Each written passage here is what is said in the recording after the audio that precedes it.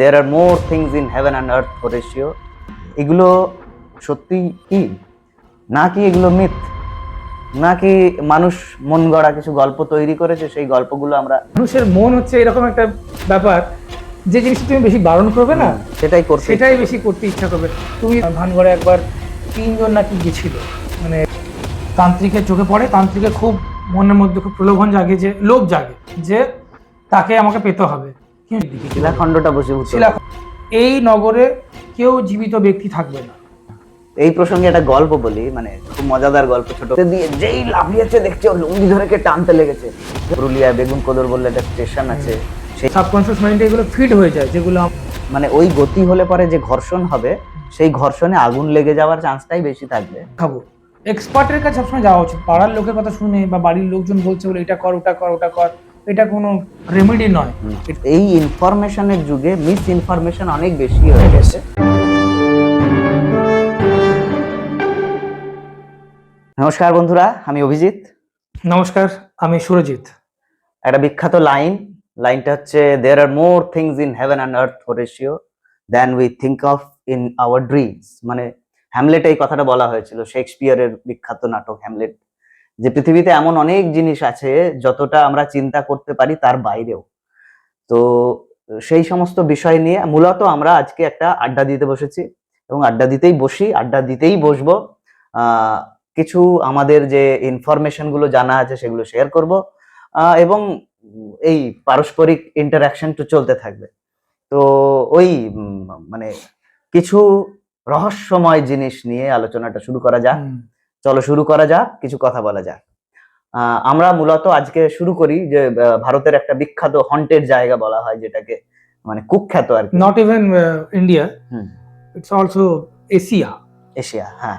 তো এই কুখ্যাত যে জায়গা ভানগড়ের কথা আমরা অনেক শুনেছি, অনেককে বলতে শুনেছি, সোশ্যাল মিডিয়ায় দেখেছি, অনেক ইউটিউবে দেখেছি। হ্যাঁ, তো এগুলো কি, এগুলো সত্যি কি নাকি এগুলো মিথ, নাকি মানুষ মন গড়া কিছু গল্প তৈরি করেছে, সেই গল্পগুলো আমরা বিশ্বাস করতে করতে এগিয়ে চলেছি। আসলে এগুলো কি, এটা নিয়ে আমরা আলোচনা করি, শুরু করি আলোচনাটা। তারপরে আলোচনা মোড় ঘুরতে ঘুরতে কোন দিকে যাবে, জীবন যেরকম করে এদিক ওদিক চলে যায়, আমাদের আলোচনাও হয়তো এদিক ওদিক চলে যাবে। তো তুমি কি একটু পড়াশোনা করেছো, জেনেছো, সেই বিষয়গুলো একটু বলো। আমি এই বিষয়ে অনেকগুলো ভিডিও আগে দেখেছিলাম ভানগড় সম্পর্কে। যেমনটা সবাই দেখে থাকে, এখন সোশ্যাল মিডিয়া এসেছে, ফোনের মাধ্যমে দেখেছি, ইউটিউবে অনেক ভিডিও দেখেছি, অনেক জায়গায় অনেক রকম গল্প, অনেক বিবরণ দেওয়া হয়েছে।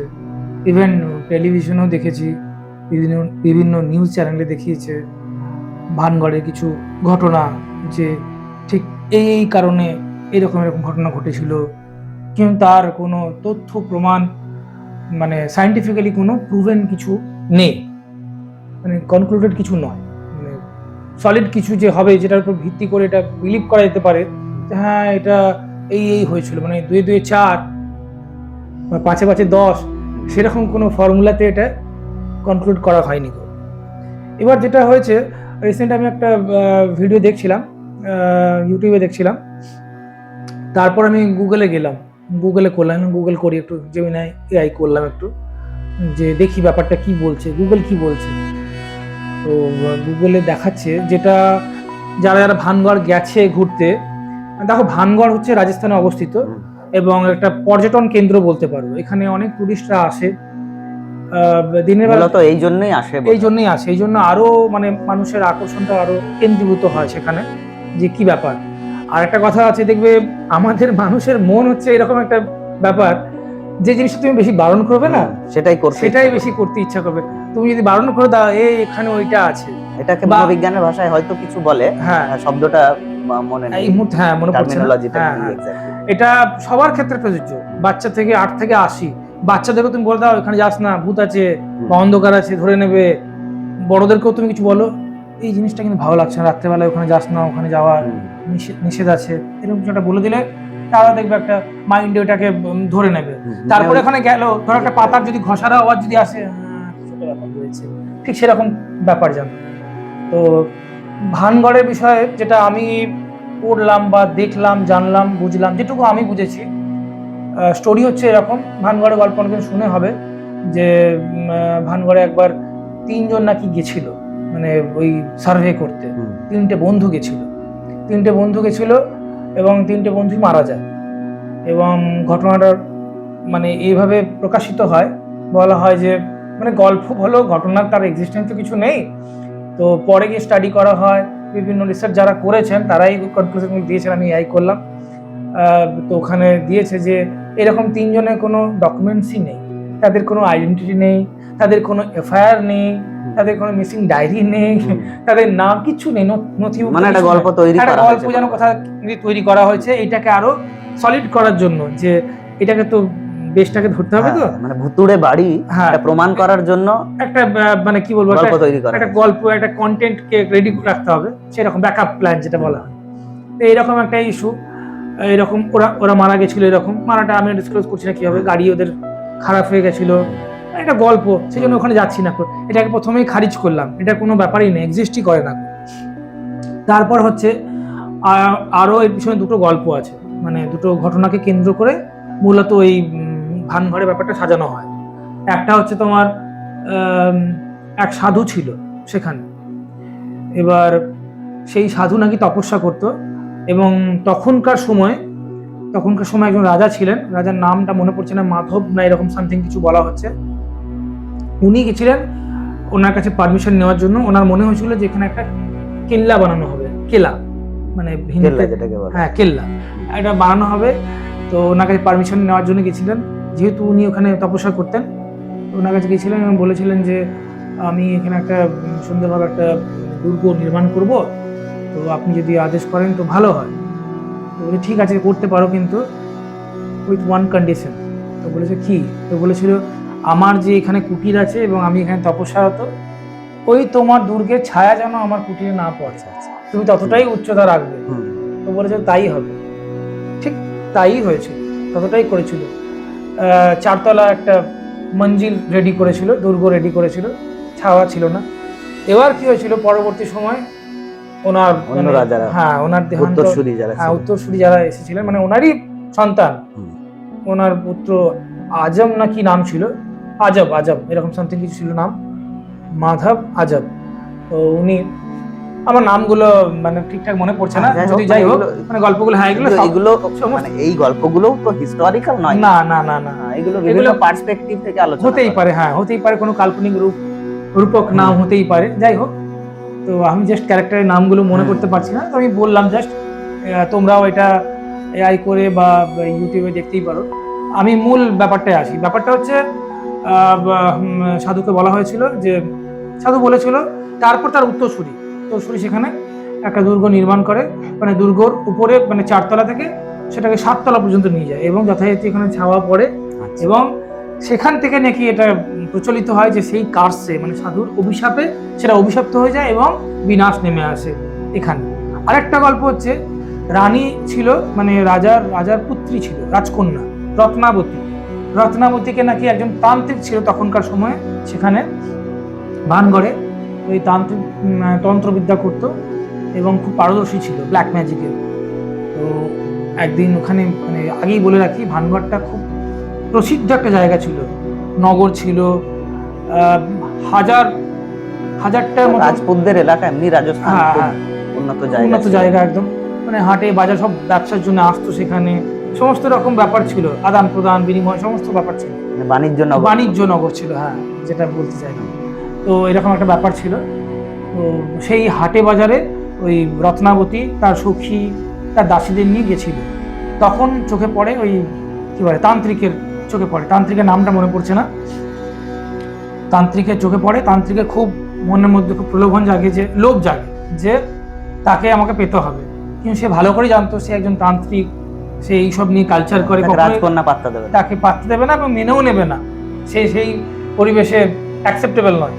তখন তার মাথায় এই কুবুদ্ধি এলো যে আমি তাহলে কি করে পাবো। তখন তার মনে হলো যে আমি তো ব্ল্যাক ম্যাজিকের পারদর্শী, আমি এই তন্ত্রবিদ্যার মাধ্যমে তাকে বশ করবো, হ্যাঁ বশীকরণ করবো। সে কি করলো, ও জানতো যে রানীর মানে ও যেহেতু ফলো করতো ওই আতরের দোকান হয়, আতরের সুগন্ধি দ্রব্য যেখানে বিক্রি হয়, রানী ওখানে আসতো, ও কি করলো, দোকানের সঙ্গে সেটিং করে ওই একটা শিশির মধ্যে আতর নিয়ে তার মধ্যে মন্ত্রমুগ্ধ করে, ব্ল্যাক ম্যাজিক করে, সেটা দোকানে দিয়ে আসে। রানী সেটা কেনে। এবার কি করে আমি সেটা শুনেছি, মানে দেখলাম, জানলাম, বুঝলাম যেটুকু, সেটাই আমি এক্সপ্লেন করছি। রানী কোনো ক্রমে সেটা জানতে পারে যে এটা মন্ত্রপুত বা কিছু একটা করা হয়েছে তাকে বশ করার জন্য, হয়তো কেউ ইনফরমার খবর দিয়েছে, এরকম সামথিং কিছু ব্যাপার।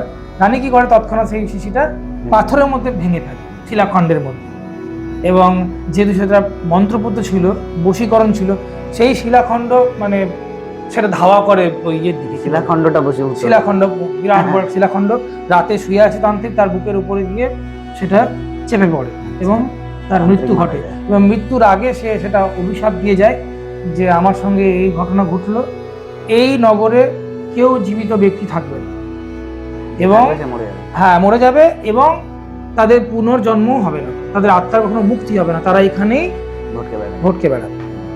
এই হলো গল্প। এই দুটো ব্যাপার সবাই, এটা অল্প বিস্তর সবাই জেনে হবে, এই দুটো গল্পই সব জায়গায় ঘুরে বেড়ায় যে এইরকম এরকম এই ব্যাপারের জন্য এগুলো হয়েছে।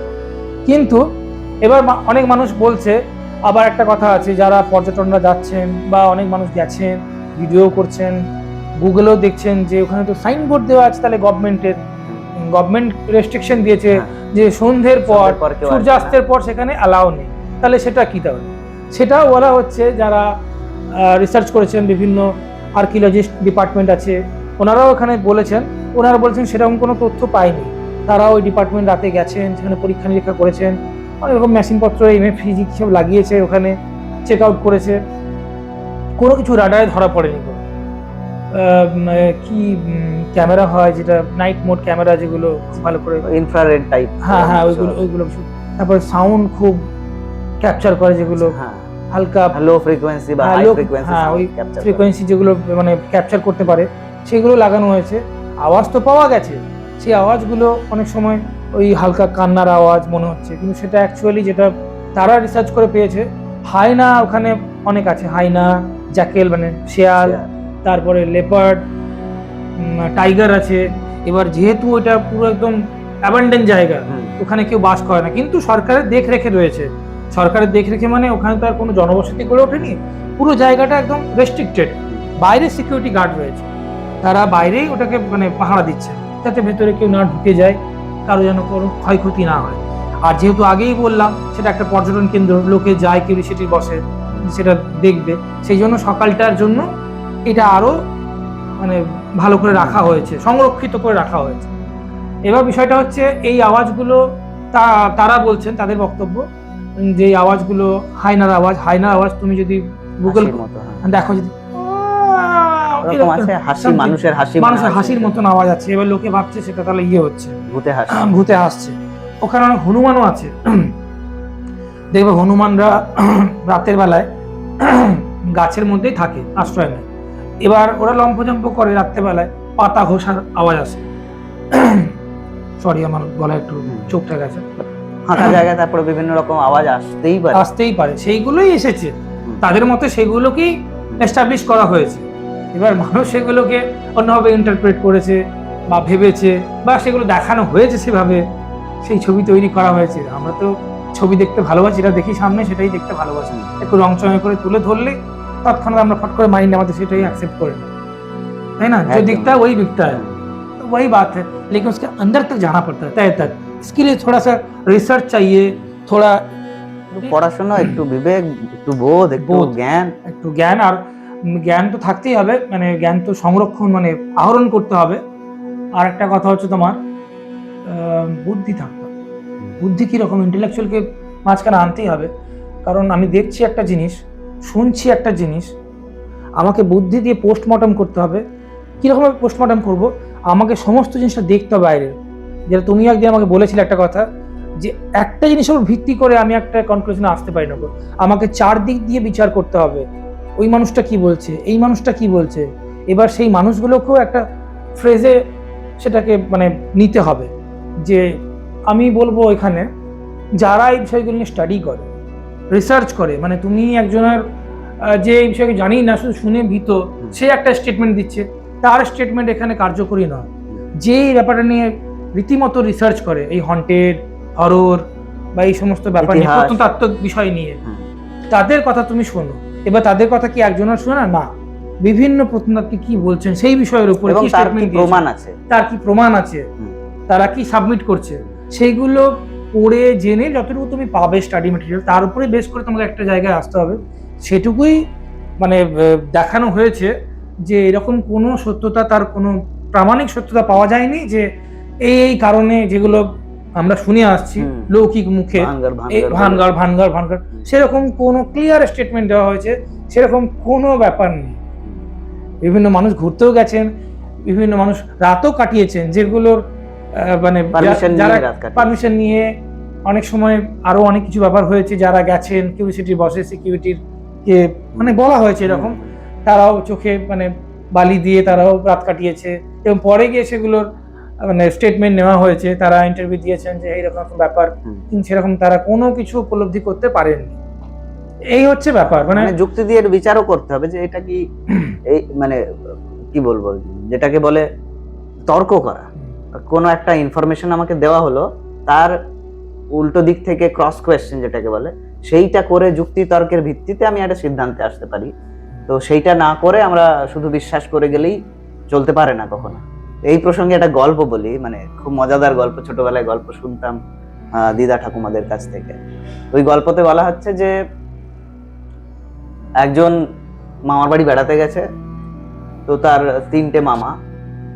এবার 3টে মামার মধ্যে 2টো মামা খুব ভীতু, আর আরেকটা মামা ভীতু কিন্তু দেখায় যে সাহসী, বিরাট সাহসী সে। এইবারে ওই বাড়িতে আবার আরো লোকজন আছে, মানে ওই বাড়ির জামাই আছে। এবার তার সাথে তর্ক হচ্ছে যে তুমি ভূতে ভয় পাও না, এরকম একটা শ্মশান ঘাটে যেতে পারবে রাতে? দিয়ে মামা, ওই যে মামা ভীতু কিন্তু দেখায় যে আমি বিরাট সাহসী, তো সে গেছে, সে বলেছে যে আমি সব ভয় পাই না, শ্মশান রাতে কোনো ব্যাপার নেই।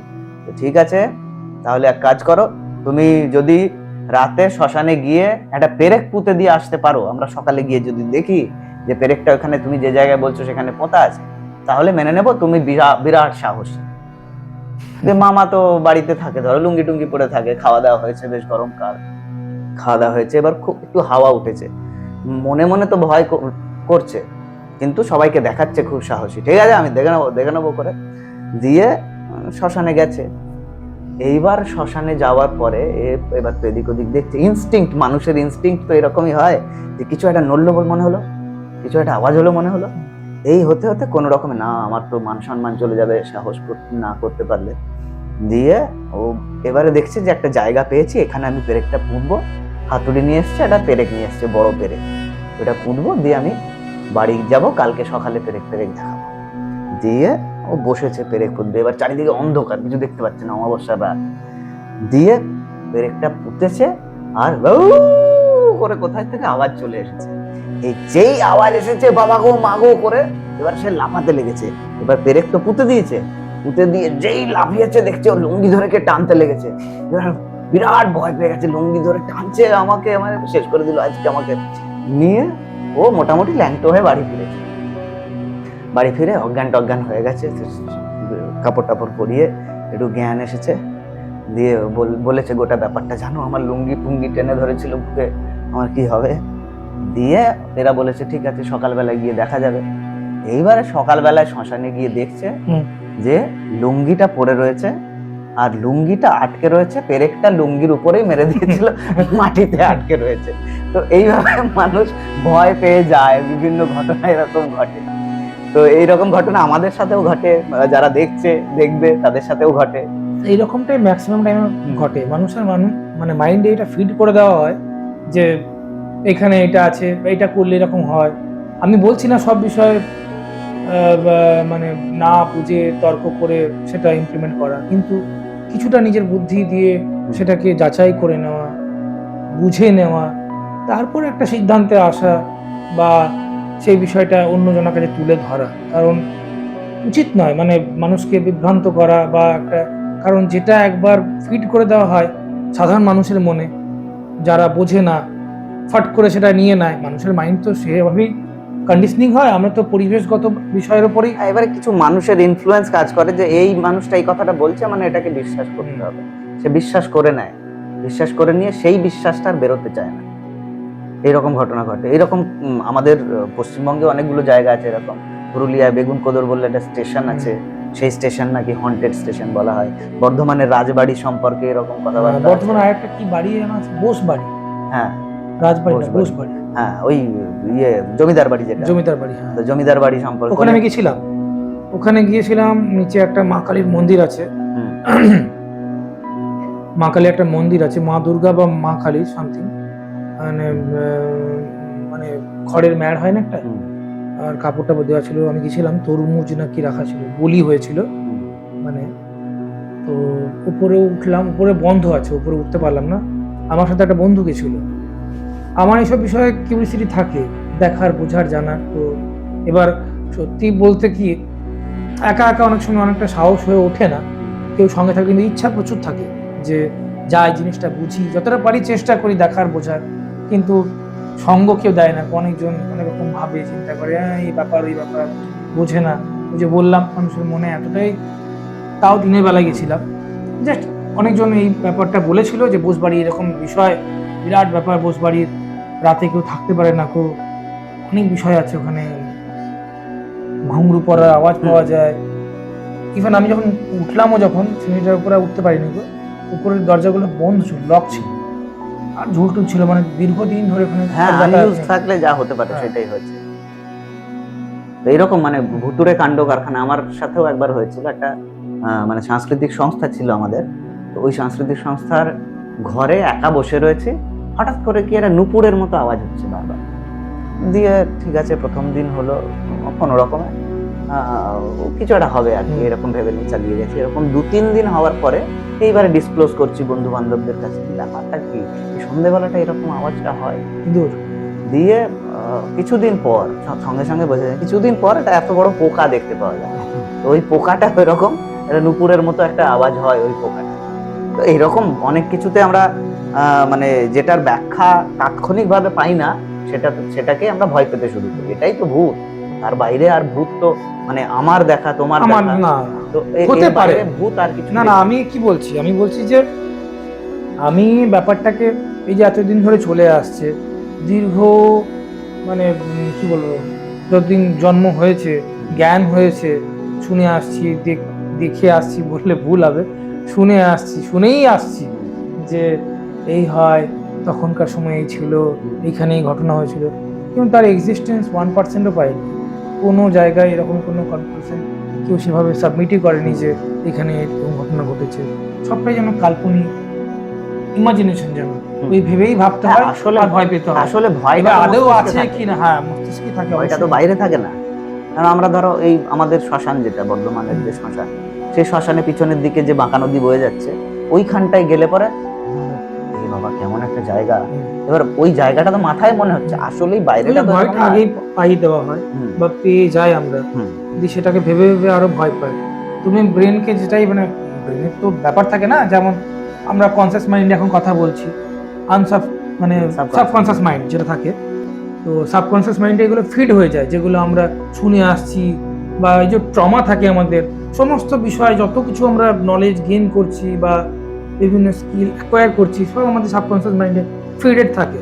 এবার ওখান থেকে আমাদেরকে, মানে আমরা যেটা দেখছি, তাও ওখান থেকে সাবকনসিয়াস মাইন্ড পপ আপ দিচ্ছে আমাদের, এটা এরকম হতে পারে, ওই রকম হতে পারে, ওইটা পপ আপ দেয়, এরকম হবে, কারণ ওটা এরকম শুনে আছি, কোথাও গিয়ে এটার সঙ্গে জোর করে আমরা ইন্টারলিঙ্ক করছি, বা ওখান থেকে সাবকনসিয়াস মাইন্ড পপ আপ করছে। তো আদৌ সেটা এক্সিস্ট করে কি না, মানে এইগুলো ওই যে বললাম, মানে মানে অজানাই থেকে গেছে। যেমন ইনস্ট্যান্ট ব্যাখ্যা না থাকলে ওটাকে অলৌকিক। যেমন আরেকটা ভালো কথা বলি, আরেকটা ভালো কথা, এটা ভালো রিলেট করতে পারবে তুমি, এবং যারা দেখবে ভিডিওটা তারা হয়তো যদি ভিডিও দেখেন এবং বোঝার যদি চেষ্টা করেন, তাহলে একটু হলেও রিলেট করতে পারবেন। এই যে আপনি ছাদে চলে যান, বাড়ির ছাদে, আকাশের দিকে তাকান একবার, আকাশের দিকে আমরা সূর্য আর চাঁদ দেখতে পাচ্ছি, পরিষ্কার পরিচ্ছন্ন একদম দেখতে পাচ্ছি, কত তারা রয়েছে, তারাও আমরা দেখতে পাচ্ছি। তারাগুলো আদেও কি, সেগুলো সায়েন্স এখনো পর্যন্ত কিছু ডিসক্লোজ করেনি। ওই যে গ্যালাক্সি এত রয়েছে, গ্যালাক্সি তো আমাদের প্রচুর রয়েছে, একটা সৌরমণ্ডল, সায়েন্স বলছে এরকম সৌরমণ্ডল কোটি কোটি রয়েছে, কিন্তু সেখানে পৌঁছাতে পারেনি। অ্যাজাম্পশনস এটা, আমরা তো এখনো মানে আমরা একজন অব্দি হ্যাঁ ওই যাই হোক, আমরা এইটুকুই পড়েছি বুধ, শুক্র, পৃথিবী, মঙ্গল, ইউরেনাস, নেপচুন, প্লুটো, এই বৃহস্পতি আছে। হ্যাঁ বৃহস্পতি আছে। যাই হোক, এই আরেকটা ভলক্যানো বুধ, শুক্র, পৃথিবী, মঙ্গল, বৃহস্পতি, শনি, ইউরেনাস, নেপচুন, নেপচুন, প্লুটো। প্লুটোটাকে এখন গ্রহ হিসেবে ধরা হয় ধরে না, না। আমরা ছোটবেলাতে হ্যাঁ, পড়েছি হ্যাঁ। প্লুটোকে। তো প্লুটোকে এখন বামন গ্রহ হিসেবে ধরা হয়। বাবা মা ছোট, হ্যাঁ, বামন মানে যেহেতু তার মধ্যে একটা গ্রহ হতে গেলে তার একটা কিছু যোগ্যতা আছে, প্যারামিটার আছে, হ্যাঁ, সেই প্যারামিটার সেই অনুসারে আমি ওকে গ্রহ substance বলতে নেই। পারবো। হ্যাঁ, ওর মধ্যে ওই নির্দিষ্ট যে ভর, নির্দিষ্ট যে গ্রহ হওয়ার জন্য যে বৈশিষ্ট্য দরকার সেটা নেই, সেটা নেই। তাই প্লুটোকে বাদ দিয়ে দেওয়া হয়েছে। এবার যেটা বলছিলাম, এই যে এত স্টার রয়েছে, ওগুলো কি আদৌ কত গুণ বড় পৃথিবীর থেকে, সূর্যের থেকে? ওখানে আদৌ প্রাণ আছে কিনা, এলিয়েন, যেটাকে আমরা কোই মিলিয়া সিনেমাতে দেখে আমরা যেটা কিছুটা হলে মানে আমরা সিনেমাটিক ওয়েতেই বলছি, আমরা যেগুলো দেখলাম যে এলিয়েন হয়, এরকম এলিয়েন আসছে, বিজ্ঞান বইও আমরা পড়েছি, বিভিন্ন লেখার বলা মধ্যে, হয়েছে, হ্যাঁ লেখার মধ্যে পেয়েছি। আছে। অনেক অনেক লেখক নিজের কল্পনার ব্যাপারে লিখেছেন যে এই গ্রহে এরকম এলিয়েন থাকতে পারে, যারা আমাদের সঙ্গে কন্ট্যাক্ট করার চেষ্টা করে, বা কিরকম দেখতে হবে, একটা কাল্পনিক একটা বিবরণ দেওয়া হয়েছে। কিন্তু সেখানেও আদৌ প্রাণ আছে কিনা, প্রাণ থাকলে তারা কিভাবে এক্সিস্ট করছে, তাদের আদব কায়দা কেমন, খাদ্যই বা কিরকম, সেখানে কি তাদেরকে অক্সিজেনের প্রয়োজন পড়ে, কে জানে। এইসব সেগুলো কোশ্চেন পৌঁছাতে গেলে বিজ্ঞানকে অনেকটা পথ যাত্রা আরো করতে হবে, কারণ ওই গতি সম্পন্ন কোনো যান তৈরি করা এখনো অবধি সম্ভব হয়নি, আর সম্ভব না হওয়ার সম্ভাবনাটাই বেশি। কারণ মানে ওই গতি হলে পরে যে ঘর্ষণ হবে, সেই ঘর্ষণে আগুন লেগে যাওয়ার চান্সটাই বেশি থাকবে। তো ওই মানে আলোকবর্ষের গতি হওয়াটা সম্ভব নয় এইখানটায়। মানে ওই যেটাকে ব্ল্যাক হোল বলা হয়, তো ব্ল্যাক হোল হোয়াইট হোলের তত্ত্ব আসে, যে তত্ত্ব অনুসারে ব্ল্যাক হোল কি করে, সবকিছুকে অ্যাট্রাক্ট করে, হোয়াইট হোল সবকিছুকে ছেড়ে দেয়। তো এই অ্যাট্রাকশন আর ঠেলে দেওয়া, এই দুটোর ভিত্তিতে হয়তো এরকম কোনো গতি হতে পারে যে সাডেন জাম্প হয়ে গিয়ে কিছু একটা হলো। তো সেইটা একটা অন্য ব্যাপার। ওইভাবে হলে তবেই আমরা ওই গ্রহ, ওই নক্ষত্রগুলোতে হয়তো বা পৌঁছতে পারি। তাছাড়া পৌঁছানোর চান্স আপাতত এই গতিতে, মানুষের এই প্রচেষ্টাতে দেখতে পাওয়া যাচ্ছে না। আমরা এখন ওই টেলিস্কোপের মাধ্যমে বিভিন্ন, এখন তো মনে হয় বিগ ব্যাং থিওরিটা বদলে গেছে। বিগ ব্যাং থিওরি বদলে যায়নি, মানে আমাদের যাবতীয় পদার্থবিদ্যার শুরু তো বিগ ব্যাং থেকে, সেই তার যে বিভিন্ন হিসেব নিকেশ গুলো বিজ্ঞানের, সেইটা বিগ ব্যাং থেকে। এইবারে এখন মানে পদার্থবিদ্যা বা এই ব্যাপারগুলো পরিবর্তিত হয়ে আসছে। তার কারণ হচ্ছে এখন মানে কি বলবো, মানে নতুন ধরনের একটা পদার্থবিদ্যার বিজ্ঞান ভাঙছে প্রতিনিয়ত, নিজেকে ভেঙে ভেঙে আরো তৈরি করছে। এটাই মজা, বিজ্ঞান নিজেকে বারবার বললাম যে কোথাও গিয়ে মাইনারলি চেঞ্জ বা পরিবর্তন, মানে স্টেটমেন্ট পাওয়া যাচ্ছে বিগ ব্যাং থিওরি, যেটা আগে বলেছিল একটা জায়গা থেকে ভেঙে চলে আসছে এবং বিভিন্নভাবে টুকরোভাবে সৃষ্টি করছে। তো এই হচ্ছে ব্যাপার, যেটার সাময়িক এবং তাৎক্ষণিক ব্যাখ্যা আমাদের কাছে থাকে না, সেটাকেই আমরা ভূত হিসেবে ধরে নিই, অলৌকিক হিসেবে ধরে নিই। এইটা করার আগে আমরা বলবো, আমরা রিকোয়েস্ট করব যে 2 বার 5 বার 10 বার 25 বার ভাবুন, প্রয়োজন আর একটু পড়াশোনা করুন, এবং যারা এই বিষয়ে পারদর্শী তাদের কাছে মতামত জানতে চান, তাদের প্রশ্ন করুন, এক্সপার্টের কাছে যাওয়া উচিত, তাদের কাছে প্রশ্ন করুন, যে উত্তর পাবেন সেই অনুসারে নিজের বিবেক, বোধ, বুদ্ধি, জ্ঞান সবকিছু মিলিয়ে না সিরিয়াসলি ব্যাপারটা মানে যেমন ধরো এটা একটা ভালো এক্সাম্পল হতে পারে মনে পড়লো এখন। এই যেমন আমরা সাময়িক শরীর খারাপ হলে, একটু জ্বর, সর্দি, গ্যাস, অম্বল, অ্যাসিডিটি এইসব হলে আমরা কিছু ওষুধের, মেডিসিনের নাম জেনে গেছি, ডাক্তারের কাছে যাই না, এই একটা ইনো খেয়ে নিলাম, এই মাথা যন্ত্রণা হচ্ছে একটা সাইডন খেয়ে নিলাম, প্যারাসিটামল খেয়ে নিলাম একটা। কিন্তু ডাক্তারের কাছে যাওয়া খুবই গুরুত্বপূর্ণ। তার রুট কজ কেন ওষুধ কতবার খাবো, এক্সপার্টের কাছে সবসময় যাওয়া উচিত। পাড়ার লোকের কথা শুনে বা বাড়ির লোকজন বলছে বলে এটা কর ওটা কর ওটা কর, এটা কোনো রেমেডি নয়। এটা তো গেলেও শুধু শরীরের সঙ্গে তো নিজের খেলা করা উচিত না। ঠিক সেরকম কোনো একটা জিনিস যখন আমি সেটাকে মানে জানবো বা বুঝবো, তার উপরে আমার কিছু অ্যাকশন ডিপেন্ড করবে। কেননা আমরা যে কোনো জিনিস যেটা ধারণ করি, সেটা তার তো রিয়াকশন থাকে, রিপারকেশন থাকে, সেটা আমাদের জীবনে ইমপ্লিমেন্ট হয়।